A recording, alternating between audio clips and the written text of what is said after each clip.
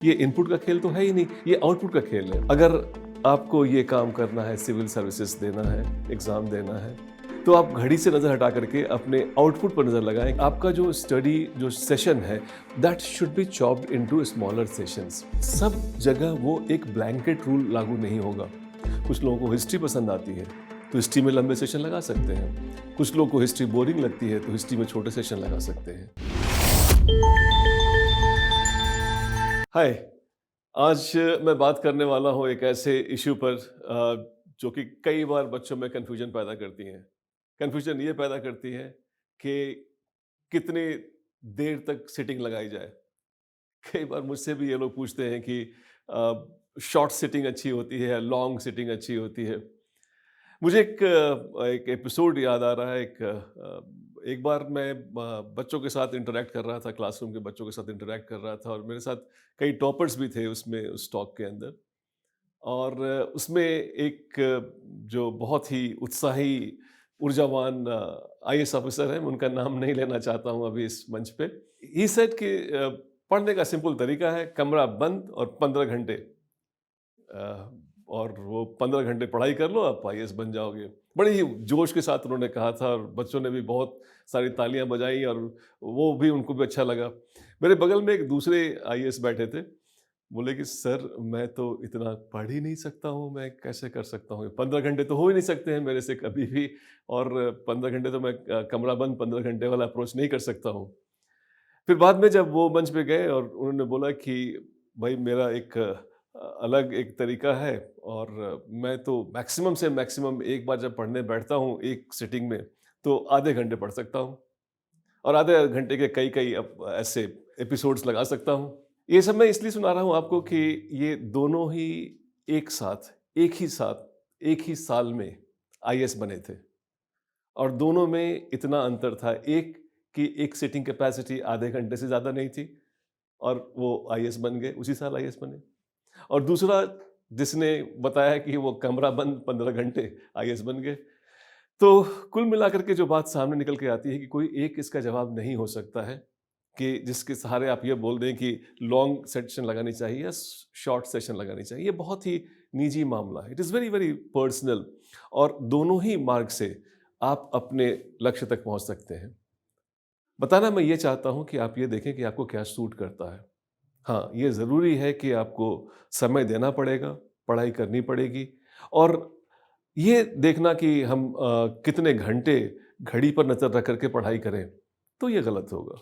अब जो आधे घंटे का सेशन लगाते थे, वो आधे घंटे को नहीं देखते थे, अपने कंसंट्रेशन को देखते थे और अपनी जो स्टडी है उसको देखते थे, उसके हिसाब से उन्होंने तैयारी की। और जो 15 घंटे रखते थे, वो भी 15 घंटे घड़ी देख कर के 15 घंटे नहीं लगाते होंगे और 15 घंटे नहीं लगाए होंगे सारे साल। वो उन्होंने कुछ हफ्ते, कुछ महीनों का उन्होंने ऐसा सेशन लगाया होगा, लेकिन उनको भी वो घड़ी पे नज़र नहीं होती थी। अगर आपको ये काम करना है, सिविल सर्विसेज देना है, एग्ज़ाम देना है, तो आप घड़ी से नज़र हटा करके अपने आउटपुट पर नज़र लगाएँ कि कंसंट्रेशन करें कि मेरे को क्या सूट करता है और क्या चीज़ मैं बेटर कर सकता हूँ, कौन-सी जानकारी मेरे पास है, जिसको मैं इतने कम से कम समय में एफिशिएंटली एक्वायर करके उसको एग्ज़ाम के लिए यूज़ कर सकता हूँ। ये ऐसा सवाल है जिसका जवाब आपके अंदर है और आपकी एफिशिएंसी पर है। एक चीज़ आप जानते हैं, सिंपल सा एक एस कर्व इकोनॉमिक्स में यूज़ करते हैं, इनपुट एंड आउटपुट का। एक सिंपल सा देखेंगे, पहले आप अगर एक्स एक्सिस पर अगर आप टाइम लगा दें और वाई एक्सिस पर आप आउटपुट लगा दें, तो शुरू में आप देखेंगे कि थोड़ी देर तो आपको कुछ टाइम तो जा रहा है लेकिन आउटपुट नहीं आ रहा है। फिर एकाएक आप देखेंगे आपका कंसंट्रेशन बहुत बढ़ गया है और थोड़े से टाइम पे आपका ज़्यादा आउटपुट आने लगा है।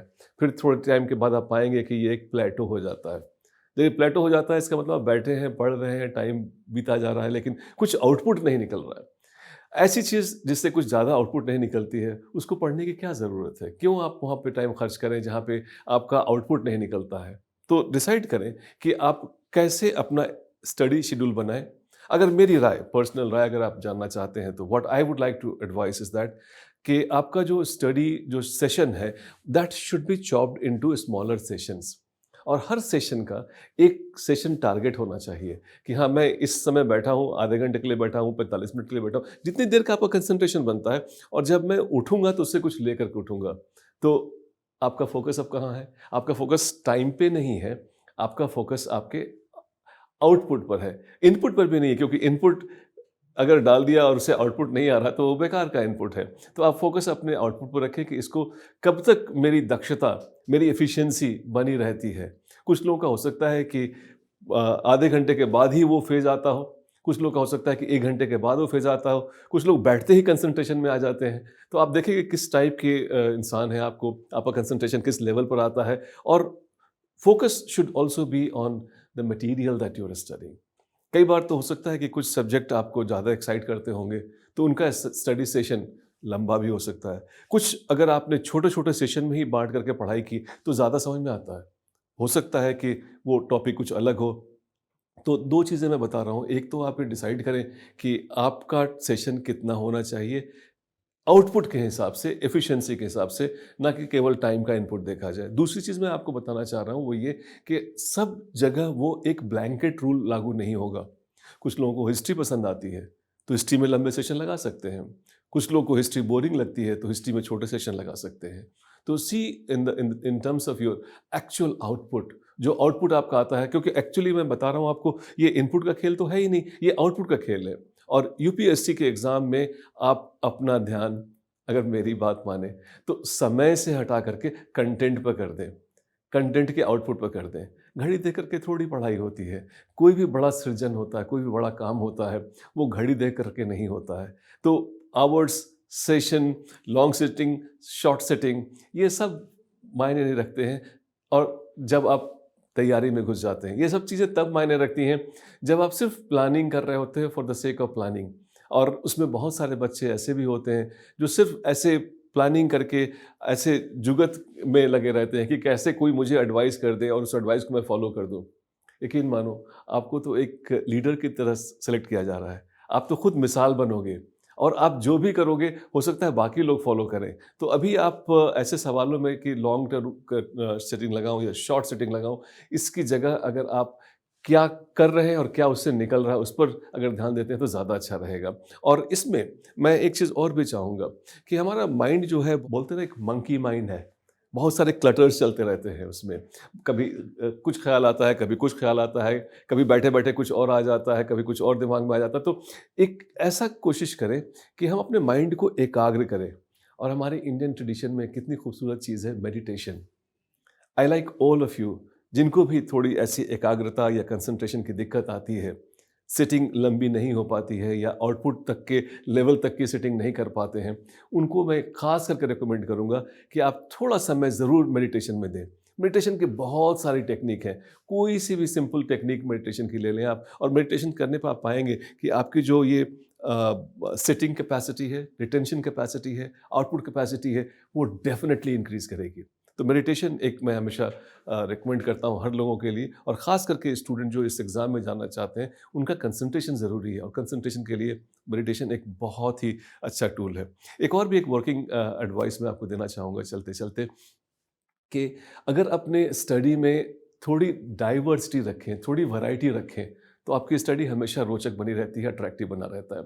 जैसे फ़र्ज़ कर लें कि आप कुछ चीज़ आपने रखी है ऐसी जिसको आपका मन नहीं होता है पढ़ने का, उसके कंसेप्ट्स आपको मज़ा नहीं देते, एक्साइट नहीं करते हैं।